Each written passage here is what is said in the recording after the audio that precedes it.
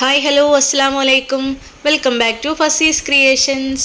അപ്പോൾ ഇന്ന് ഞാൻ വന്നിട്ടുള്ളത് ടൂത്ത് പേസ്റ്റിൻ്റെ ബോക്സ് വെച്ചിട്ട് ചെയ്യുന്ന നല്ല ബ്യൂട്ടിഫുൾ ആയിട്ടുള്ളൊരു ക്രാഫ്റ്റ് ആയിട്ടാണ്. ബോക്സുകൾ ഞാനിത് ഇതുപോലെയുള്ള നീളത്തിലുള്ള പീസുകളാക്കിയിട്ട് കട്ട് ചെയ്തെടുക്കുന്നുണ്ട്. ഇതുപോലെ എനിക്ക് കിട്ടുന്ന എല്ലാ ടൂത്ത് പേസ്റ്റിൻ്റെ ബോക്സുകളും ഞാൻ ഇതുപോലെ എടുത്ത് വെക്കാറുണ്ട് കേട്ടോ, ഈ ഒരു ക്രാഫ്റ്റ് വർക്ക് ചെയ്യാനായിട്ട്. പിന്നെ ഇതിന് ടൂത്ത് പേസ്റ്റിൻ്റെ ബോക്സ് മാത്രമേ പറ്റുള്ളൂ എന്നില്ല കേട്ടോ. ഓയിൻമെൻറ്റിൻ്റെ അതല്ലെങ്കിൽ ക്രീമുകളുടെയൊക്കെ ഇതുപോലെ നീളത്തിലുള്ള ബോക്സുകൾ കിട്ടും. അതൊക്കെ വെച്ചിട്ട് നമുക്ക് ഇതുപോലെ ചെയ്യാനായിട്ട് പറ്റും.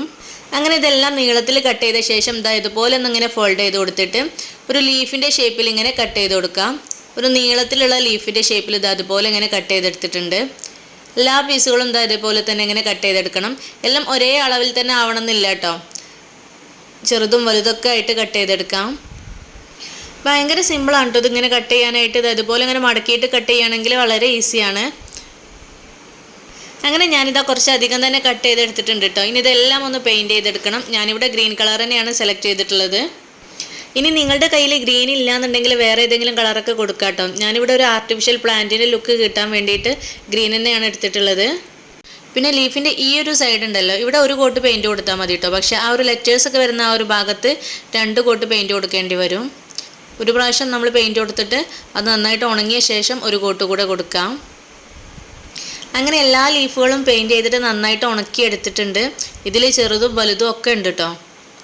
ഇനി ഞാൻ ഇവിടെ 5 ഈർക്കിൾ ഒരുമിച്ച് എടുത്തിട്ടുണ്ട്. അതുപോലെ ഇങ്ങനെ ഒരുമിച്ച് വെച്ചിട്ട് ഗ്രീൻ ടാപ്പ് ചുറ്റി കൊടുത്ത് ഒരു സ്റ്റെമ്മാക്കി എടുക്കുകയാണ്. എൻ്റെ ഒരുപാട് വീഡിയോസിൽ അതുപോലെയുള്ള സ്റ്റെമ്മുകൾ നിങ്ങൾ കണ്ടിട്ടുണ്ടാവും കേട്ടോ. നല്ല സ്ട്രോങ് ആയിട്ട് നിൽക്കുന്നതുകൊണ്ട് തന്നെയാണ് ഞാൻ വീണ്ടും വീണ്ടും ഓരോ വർക്ക് ചെയ്യുമ്പോഴും ഇതുപോലെ തന്നെയുള്ള സ്റ്റെമ്മുകൾ ഉണ്ടാക്കിയെടുക്കുന്നത്. പേപ്പർ സ്റ്റെമ്മൊക്കെ ഉണ്ടാക്കുകയാണെങ്കിൽ എനിക്ക് തീരെ ഒരു സ്ട്രോങ് ഇല്ലാത്ത പോലെ തോന്നാറുണ്ട്. പക്ഷേ ഇത് നല്ല സ്ട്രോങ് ആണ് കേട്ടോ. അങ്ങനെ ലാസ്റ്റ് ഭാഗം ഒന്ന് ഗ്ലൂ കൊടുത്ത് ഒട്ടിച്ചെടുക്കുന്നുണ്ട്. ഇനി ഓരോ ലീഫുകളും ഇതുപോലെ ഒന്നിങ്ങനെ ഷേപ്പാക്കി കൊടുക്കുന്നുണ്ട് കേട്ടോ. ഈ ഒരു കത്രികൻ്റെ ഈ ഒരു ഭാഗം ഇങ്ങനെ പിടിച്ച് വെച്ചിട്ട് അതുപോലെ ഒന്നിങ്ങനെ ഷേപ്പ് ചെയ്ത് കൊടുക്കാം. ഒന്ന് പ്രസ് ചെയ്തിട്ട് ഒന്നിങ്ങനെ വലിച്ചു കൊടുത്താലും മതി. അപ്പോൾ ഈ ഒരു ലീഫ് ഇങ്ങനെ വളഞ്ഞിട്ട് കിട്ടും. എല്ലാ ലീഫുകളും അതുപോലെ ചെയ്തെടുക്കുന്നുണ്ട്. സോപ്പിൻ്റെ ബോക്സുകളൊക്കെ ഇപ്പോൾ എല്ലാവരുടെ വീട്ടിലും ഉണ്ടാവും. ഇതുപോലെ നീളത്തിലുള്ള ലീഫ് കിട്ടില്ല എന്നേ ഉള്ളൂ. എന്നാലും ചെറിയ ചെറിയ ലീഫുകളൊക്കെ ഉണ്ടാക്കിയിട്ട് നമുക്ക് ഈ ഒരു വർക്ക് ചെയ്യാനായിട്ട് പറ്റും.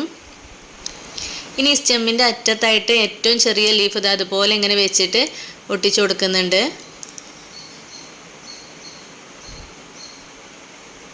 ഇനി താഴേക്കായിട്ട് അതുപോലെ ഇങ്ങനെ ഓരോ ലീഫുകളും വെച്ച് ഒട്ടിച്ചു കൊടുക്കാം. പിന്നെ ഈ ഒരു സ്റ്റെമ്മിൻ്റെ ഹൈറ്റ് എന്ന് പറയുന്നത് നിങ്ങളിത് വെച്ച് കൊടുക്കാൻ ഉദ്ദേശിക്കുന്ന ഫ്ലവർ വേസിൻ്റെ ഹൈറ്റിനനുസരിച്ചിട്ട് എടുക്കുക കേട്ടോ.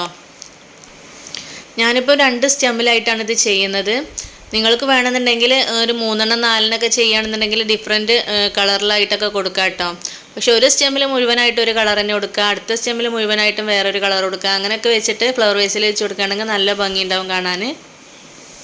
ഞാനിതിൻ്റെ പകുതി ഭാഗം ഒട്ടിച്ചു കൊടുത്തിട്ടുള്ളൂ. ഇനി അടുത്ത സ്റ്റെമ്മിലും അതേപോലെ തന്നെ ഒട്ടിച്ചു കൊടുക്കുകയാണ്.